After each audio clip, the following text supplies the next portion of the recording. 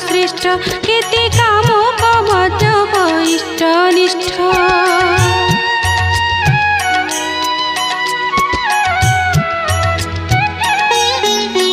आजी पापी हुए साधु भक्त श्रेष्ठ केते कामक मजब